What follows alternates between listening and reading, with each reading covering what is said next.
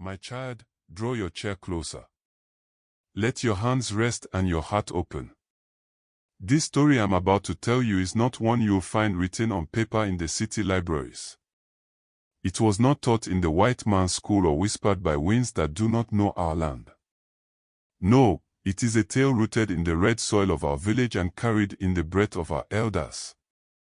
The kind of story that visits you again when the night is long and the roof taps with rain. In the old days, not so long ago that the roads were paved, and not so recent that the yam barns were empty, there lived a girl called Adaora. She was the only child of Obina and Ifeoma, two farmers in the quiet village of Umuakachi. Their compound was not large, but it was tidy, swept every morning with a broom made from palm fronds.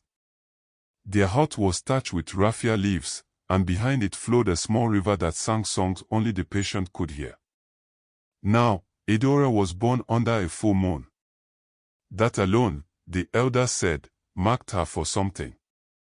They say when a child is born while the moon is watching, she carries light in her soul, but light, if left unchecked, can burn just as easily as it can brighten. Aechi noim enonia, imikwe enobi, what pleases the eyes may deceive the heart. From a young age, Adaora was different. Her skin glowed like ripe mango soaked in oil. Her eyes were wide and black like the wings of the night bird. Her laughter, oh, that laughter, it carried. When she giggled, even the rooster would pause mid-crow. When she walked, boys fetching water at the stream forgot their calabashes, and mothers glanced twice, murmuring under their breath. This girl is too beautiful for her own good, Umuakachi once said while peeling cocoyam. Better we watch her pride than praise her looks, Papa Yuzo added. But her parents, Obina and Ifeoma, they saw only their daughter's wonder. She was their only child, the song their wombs had waited long to hear. And so, they loved her deeply, and perhaps, my child, a little too gently. Now, on the morning of her 10th birthday, something special happened. Papa Obina came into the hut with a calabash wrapped in white cloth. He sat on a stool made of Iroko wood, looked into his daughter's eager eyes, and said, Ada, today you are no longer a child. You are a girl growing into a woman. And every woman must carry something sacred. He unwrapped the cloth slowly, revealing a necklace, a string of coral and river beads bound with red thread, its clasp made from a small bronze carving in the shape of a tortoise. Adaora gasped. It's beautiful, Papa. Yes, he said, but not because of the beads. These are not just for beauty, Adaora. This necklace listens. It remembers. And it teaches. Adaora blinked. It teaches. Her mother, who had been listening from the doorway, added. Every time you speak with kindness, it will rest easy on your neck. But if your words become sharp or your heart grows proud, it will tighten. Gently at first. Then stronger. Not to hurt you, but to remind you. Adaora touched the necklace gently. It speaks. It doesn't need to, her father smiled. It only needs to feel. Aichi enoagwenwata, o enigosi ya nime-efo, the lesson a child refuses to hear with the ears, the stomach will teach with hunger. From that day, Adaora wore the necklace every morning. When she went to help her mother with the okra beds, it rested coolly on her neck.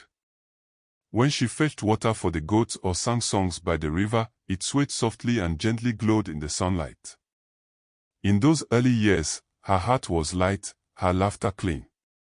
But as the seasons passed, so too did Adaora's thoughts change. You see, Umuakachi was a village that did not rush. The palm trees bowed slowly. The elders spoke slowly. Even the market days arrived like lazy rivers. But the whispers of Adaora's beauty ran faster than gossip. Boys came by to ask about her. Men peeked behind their mothers' wrappers to catch her passing by. And each time someone said, "Oh, that Adaora is like a goddess," she smiled. At first, shyly. then proudly, then arrogantly. "Who is like me in this village?" she began saying. "Not even the chief's daughter wears beads like mine." Her chores became few. She stopped going to the stream. "Let the others fetch water. My fingers are too soft to grip the calabash," she would say, rubbing palm oil into her elbows. Mama Ifioma scolded her gently. "Adaora, a beautiful wrapper still stains if you don't watch where you sit." But Adaora only laughed. "Mama, you worry too much. The sky does not ask permission before it shines." The necklace began to tighten. Not enough to choke. Just a gentle pressure. A whisper on her neck. A reminder. But Adaora, like many who fall in love with themselves, stopped listening. She began to speak ill of her friends. When Chika, her childhood companion, married a palm tapper with a crooked leg, Adaora said, "Did you see his face? It's like someone stepped on a yam and gave it a name." When Nena, known for her quiet kindness, married a hunter whose only wealth was his smile, Adaora snorted. "Smile cannot cook soup. Let her try feeding a baby with laughter." She was not just proud, she became cruel with her tongue. And the beads, oh, they began to respond. First with a dull burn. Then with a subtle shift, like rope tightening slowly on the neck of a goat that has wandered too far. And then, the festival came. "Oh, but I will not rush. No, this is a tale that walks, not one that runs." The Festival of the Rain was the most sacred celebration in Umuakachi. It was not about dancing alone. It was about calling the heavens to open their hands over the crops. It was about asking the rain to return after dry harmattan months. The elders poured libation. The maidens wore white wrappers. The drums spoke to the sky. On the day of the festival, the whole village gathered. Adaora came last. She arrived dressed like a chief's bride. Her wrapper shimmered with foreign thread. Her necklace gleamed in the sun. Her feet were dusted with fine white chalk. She walked through the crowd as though the ground were not worthy of her steps. When the villagers danced, she stood still. When they prayed, she looked at her nails.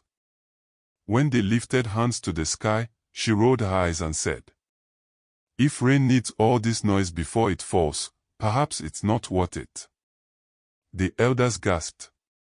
Mama Neka, the oldest woman in the village and keeper of the rain songs, whispered, "Child, do not mock the sky.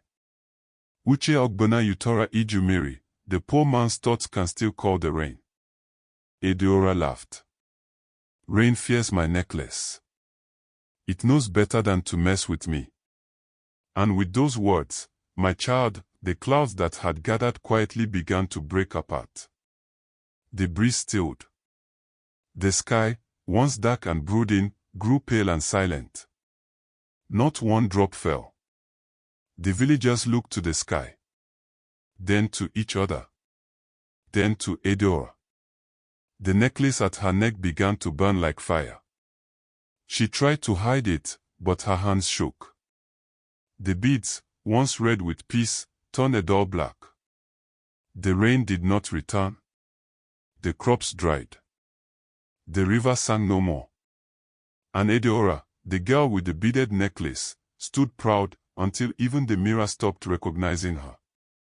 The day after the festival, the one Adaora mocked, the sun rose with no shame. It blazed across the farmlands like a guest who overstayed his welcome. The clouds, which should have arrived to greet the yam shoots and young cassava, stayed hidden behind the hills like sucking children. The elders gathered again beneath the great Udola tree, shaking their heads. Mama Neka, her wrapper soaked with sweat, whispered. We sang the rain song. We offered kola. Yet the sky has gone deaf. Papa Uche, the oldest man in Umuakachi, tapped his staff once on the ground and said, The gods are not deaf. They are waiting for us to clean the ear that mocked their voice. Now, what ear had mocked the sky? You know the answer. Adaora. By the third week, the river behind her father's hut had receded to a shadow of itself.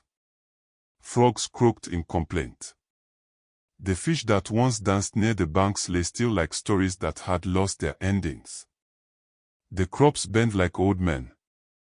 Even the wind, which used to sing lullabies through the banana groves, fell silent. The people of Umuakachi began to speak in whispers again. It was that girl, some said. She insulted the rain. Since she wore that necklace, things have not been the same. Adaora heard these whispers. But like many whose pride has built a palace around them, she brushed it off. They are jealous, she told her mother. My necklace is stronger than their curses. But in her quiet moments, when she touched the beads and felt the way they pressed deeper into her neck, she began to wonder. One night, Papa Obinna came into her room without knocking. He didn't raise his voice. He didn't carry a cane. He simply sat down on the mat beside her and sighed. Daughter, he said, there is a time for showing, and there is a time for bowing. And when a child forgets to kneel before wisdom, the sky will teach her how to fall. Adaora looked away. He continued. Your mother and I have spoken. You will travel to your uncle Ibuka in the hills. He is old. He is blind. But he sees with the kind of eyes that no mirror can reflect. Why must I go? She asked, her voice sharper than palm wine. Because the rain has stopped coming, Adaora. And we fear that you, our child, may have shut the gate between us and the heavens. Adaora didn't argue again. Deep inside her chest, something was moving. Not guilt, not yet. But perhaps the crack. And from a crack, my children, comes the light that lets the truth inside. She left at sunrise. No drums. No farewell party. Just a small wrapper tied with her belongings, her feet dusty before the day had fully begun. The road to Umuuma Hills was long and steep. It passed through the backs of villages where goats bleated without energy and palm trees leaned like they too were tired. Birds flew overhead, but even their songs were few. When Adaora arrived at her uncle's hut, it looked like a termite mound had grown wise. The walls were thick with mud, and the roof sagged with dried palm fronds. A thin curtain fluttered at the door. She knocked once. Come, came a voice from inside, low, scratchy, but full of knowing. Ibuka, her uncle, was sitting on a stool, grinding leaves between his palms. His eyes were grey like ash and blind as night, but he turned his face toward her as if he saw her soul. So you are the necklace girl, he said. I am Adaora. I know, he replied. The beads told me. Adaora frowned. You can't see them. No, he smiled, but I can feel their weight. And with that, he handed her a broom. Sweep. Adaora blinked. Sweep. Yes. Sweep the front yard. Clean the ash pit. Wash the calabash. Then we'll speak. I don't sweep, she said with pride still in her throat. Then you don't eat. And just like that, she found herself outside, sweeping leaves from a compound smaller than her bedroom. The dust rose in her nose. Her hands ached. Her wrapper stuck to her back. By sunset, she had fetched water from a stream she never knew existed, pounded yam for an old man who could not see the bowl, and washed the insides of 4 calabashes until her fingers wrinkled. She slept that night on a raffia mat with no pillow. No mirror to admire herself. No oils. No visitors. Just the tight necklace around her neck and the sound of the forest murmuring outside like a judge clearing his throat. The days passed slowly. But in that slowness, Adaora began to hear what she had long forgotten. The sound of silence. The rhythm of her own breath. The weight of her own steps. And the memories, the ones she had buried deep under layers of pride, came visiting. She remembered how Chika used to share mangoes with her during dry season. She remembered how Nena once helped her untangle her wrapper when it caught on a nail. She remembered the way Mama Ifeoma cried quietly when she refused to help her turn the gari. Each memory pinched her harder than the necklace. And then, one night, it happened. She was sleeping under the stars, her mat just beside Uncle Ibuka's hut. A gentle wind blew across the hills. The sky was clear. The moon hung like a watchful elder. In her dream, she was standing beside the old river in Umuakachi, the one that used to sing. Across the water stood a little girl. She wore no wrapper. Her skin was soaked, glistening. Her eyes were Adaora's. "Why did you laugh at me?" the girl asked. "I don't know who you are." "I am the rain," the girl said. "I came to wash your village, but you mocked me. I came to bless your people, but your pride chased me away." Adaora fell to her knees. "I was foolish," she whispered. "You were empty," the girl corrected. "You wore beads but had no heart. You spoke loud, but your ears were closed." Adaora reached across the river, but the girl faded. And Adaora woke up with tears on her face and her hands trembling. From that night on, she changed, not like a stone breaking, but like wood softening under water. She woke before the cock crowed. She swept the compound without complaint. She helped Uncle Ibuka sort herbs and clean animal bones for medicine. She spoke only when needed. And when she did speak, her voice was no longer sugar. It was soft, warm, and humble. One morning, Uncle Ibuka handed her a dry root. "Bite." She obeyed. It was bitter. "That is how the truth tastes when you've lived too long on sweet lies," he said. "I'm ready to return," she told him. "Not when the necklace is loose," he said. "But when your soul is." She touched her neck. The necklace no longer pressed. It sat like an old friend, watchful, quiet, resting. Uncle Ibuka smiled. "Then you are ready." Adaora returned to Umuakachi not with laughter but with silence. Not with gold wrappers and songs, but with dust on her ankles and a tired calabash in her hand. The sun was still hot when she reached the village gate, and the river, once her favorite mirror, was now a dry, cracked part of stone. Her feet paused there. She stared at the empty basin that used to dance with fish, and her chest ached. Behind her stood Uncle Ibuka, silent and still like a tree with roots too deep to move. "From here, your voice cannot open doors," he said. "Let your hands speak instead." Adaora nodded, clutching the necklace at her throat. It no longer burned, but it had not yet cooled. The beads rested on her collarbone like elders in judgment, quiet, watching, remembering. She walked the last stretch alone. And when the first villager saw her, Umuakachi, stirring a pot of bitter leaf soup, her eyebrows jumped. "Ihen," she muttered, "the sky has returned the one who mocked it." As Adaora passed, more whispers rose behind her. Look at her, no makeup, no beads. She must have begged her pride to let her back in. I hope she brought the rain too. But Adaora did not speak. Nwa noitiam ku enobi, ekusi ya enolu, the child who cries inwardly cannot be hushed with mere words. She made her way to her father's hut, knocked softly, and entered. Her mother dropped her calabash. Her father's eyes filled with tears, but he did not speak. Adaora knelt, laid her head on the mat, and said only, "I am home. Forgive me." No other words were needed. A broken God doesn't explain its cracks, it waits to be mended. Now, a return is one thing. but healing a name that has been spat from many mouths. Oh, that takes more than kneeling.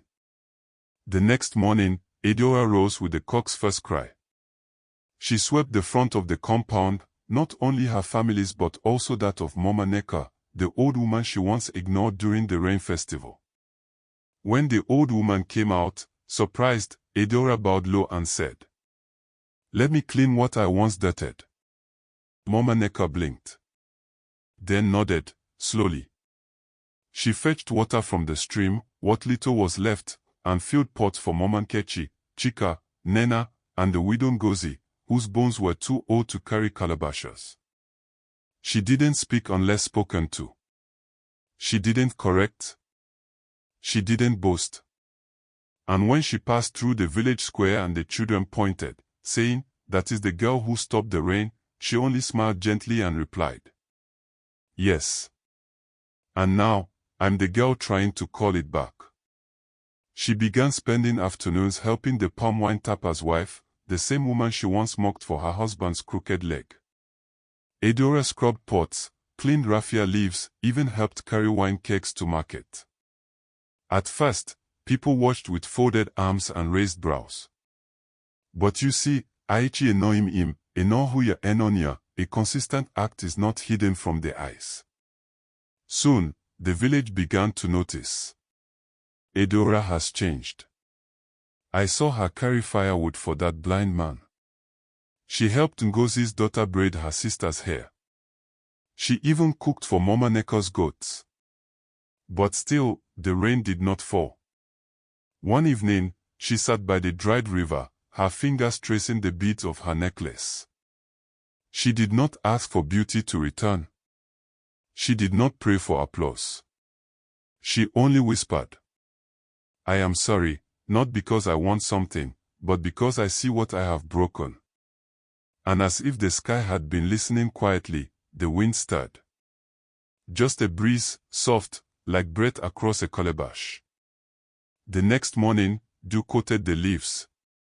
Not rain, no, but a beginning. A week later, the elders declared a new festival. Not a festival to beg the rain, but to give thanks for the dew, the change of heart, and the patience of the earth. It was to be a humble celebration, no trumpets, no dancers. Just drums, songs, and prayers. Adaora wore white. Not because she was proud, but because the soul that has walked through ash must also stand in light. The only adornment she kept was the beaded necklace, and it no longer tightened.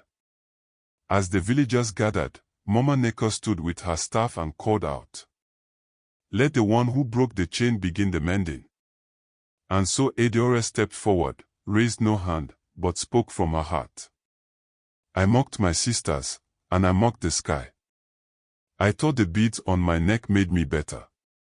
But beads cannot speak truth if the heart does not listen.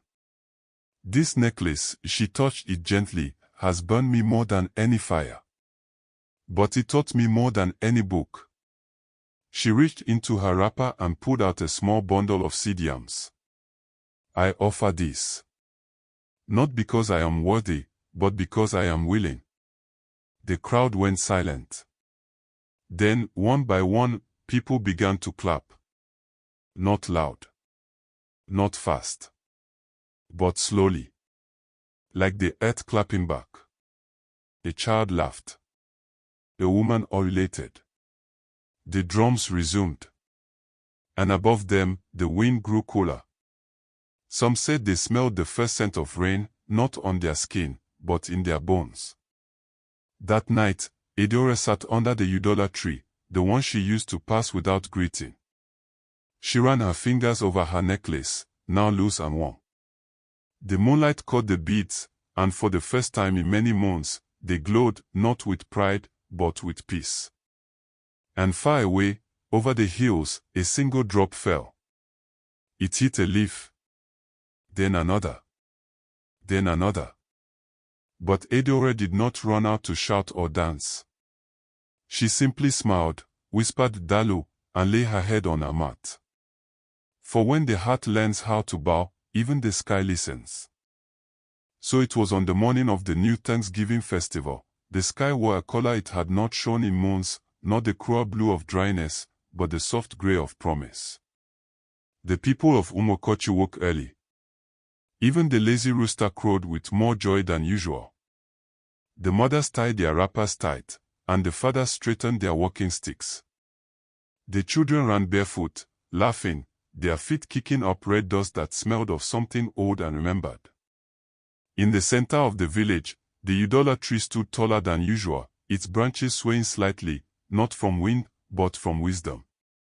It was here that Adaora stood. Not with powder on her cheeks or paint on her lips. No ankle bells. No mirror. Just a simple white wrapper around her body, and the beaded necklace on her neck, no longer glowing, no longer burning. Just resting. The people gathered around her, the way trees gather around water. Mama Neka, holding her tall staff carved with moons and rivers, stepped forward. Today, we dance, she said, not to beg, but to thank. Not to command the sky, but to celebrate the heart that remembered how to bow. The drums began, softly at first. Like a heartbeat unsure of itself. Then stronger. Then clearer. Adaora raised her head. But she did not dance. She spoke. And her voice was not loud, but it reached every corner of the village square. Once, I thought I was the moon and others were stars. I wore these beads like a crown, not a reminder. I believed the world owed me celebration. She paused. Her eyes found the faces of Chika, Nena, and even Umuakachi, who now stood with arms folded, watching carefully. I used my words like stones. I used my eyes to mock. I forgot that beauty is like smoke, it looks solid until the wind arrives. The drums paused. Adaora unclasped the necklace slowly. Her fingers shook, not with fear, but with memory. But these beats, they remembered. They tightened when I mocked. They burned when I lied. And yet, they stayed. She turned to the children sitting near the front. Come forward, she said. A little girl, barefoot, with hair braided like maize rows, walked up, unsure. Adaora knelt and gently placed the necklace on her neck. Wait, she said softly.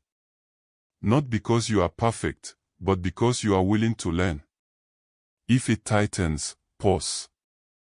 If it warms, listen. It will not lie. The girl looked up at her, eyes wide with awe.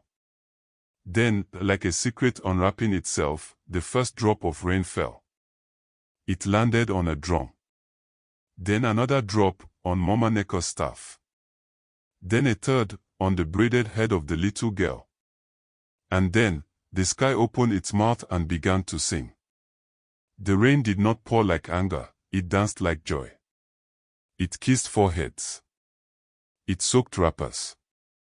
It sang on rooftops and slipped between fingers raised to the clouds. The drums resumed, louder now. The dance began. Men who hadn't moved their legs in years began to shuffle. Old women spun slowly with their granddaughters. Children rolled in the mud and laughed like they were learning a new language. Even the Adaora tree seemed to sway with delight. And Adaora stood in the middle of it all, drenched, her hair sticking to her face, her eyes lifted, not in pride, but in peace. She did not claim the rain. She did not point at the sky and shout, "It is me."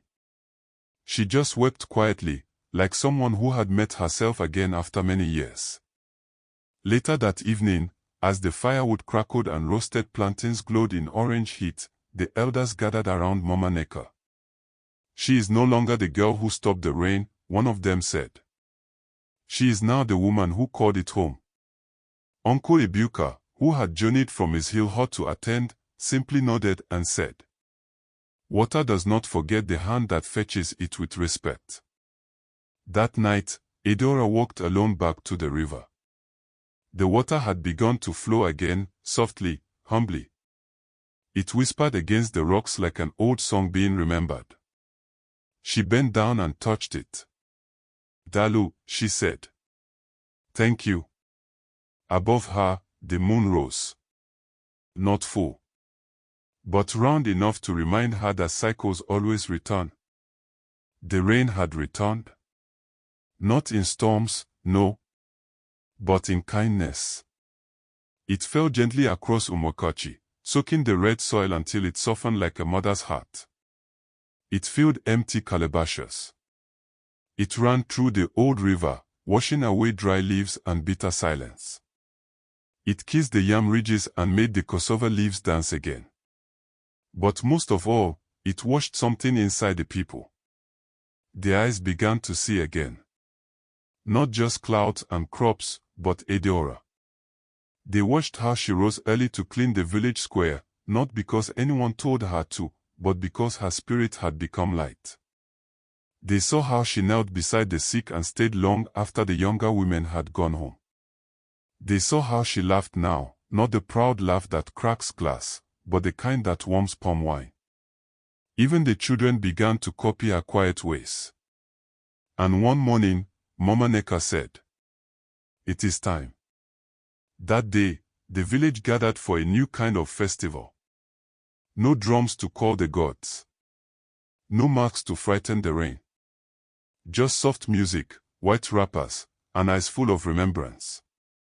Adaora wore no makeup. No painted brows. No glittering anklets. Only a simple wrapper tied around her waist. And on her neck, the beaded necklace, now resting peacefully. It had not tightened in months. It had not burned since the day she danced in the rain. Mama Neka raised her staff. "We gather," she said, "not because the rain returned, but because a heart returned home. Not to praise beauty, but to honor truth." Adaora stepped forward. Her voice did not shake. "I once wore this necklace like a crown. I thought it made me better than others. I believed my words had no weight. I believed the rain would always come because I was special." She turned slowly, meeting every eye. "But this necklace is wiser than I am. It never spoke, but it never lied. When I mocked others, it pulled. When I judged, it burned. It did not curse me. It corrected me." She touched the beads lightly.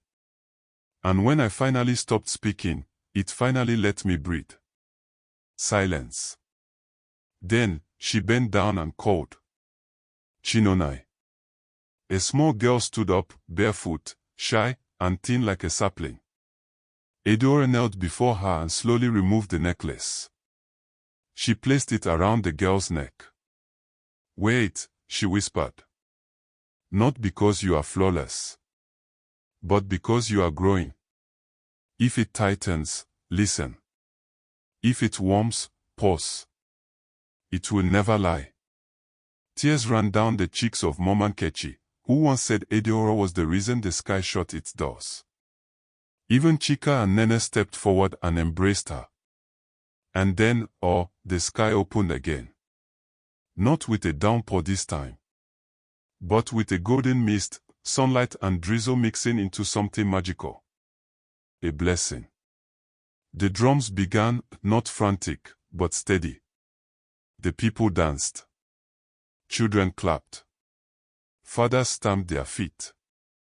Even Mama Neka laughed out loud, and you know that when an elder laughs, even the gods smile. That evening, as the last flames of the festival fire flickered, Adaora sat beside Uncle Ebuka. He was old now. Older than before. But his smile was young. "You gave the necklace away," he said. "It was never mine," Adaora replied. "It was a lesson I borrowed." He nodded. "Then you have learned. The rain did not come for your beauty. It came for your humility." She looked up at the stars. They blinked like the beads on her old necklace. "Uncle," she asked softly, "do you think it will ever burn her?" "It might," he said. But that is not punishment. That is reminder. And so the tale ends, my children. Adaora, the girl who once mocked the sky, became the woman who taught the village to listen. Not just with their ears, but with their hearts. She never asked for her beauty to return. But the people began to say, there is something in her smile. Her eyes are full again. She is beautiful. Not the kind of beauty you paint, but the kind that plants crops and waits for harvest. The kind that sits beside old people without looking at the clock. The kind that dances even when no one is watching. So remember, children, if ever someone gives you a gift, be it a necklace, a name, a blessing, do not wear it with pride. Wear it with care. A necklace that tightens is not cursed. It is just telling the truth. Let your heart remain soft like yam in hot water. Let your words fall like gentle rain. And when the sky watches, let it find you dancing, not demanding. That is the end of Adaora's tale. But as we say in Umuakachi, a story that touches the heart never truly ends. The fire is low. The moon is high. But may this story walk with you wherever you go.